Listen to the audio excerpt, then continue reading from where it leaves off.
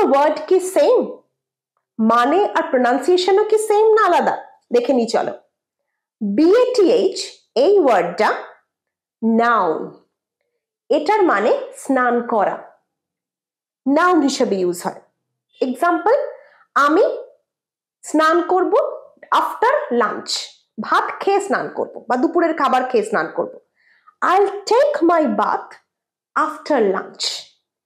I'll take my bath after lunch. কিন্তু এই ওয়ার্ডটা BATHE bathe, bathe দ, এটার মানে ভার্ব স্নান করা। They are bathing together after the sunset.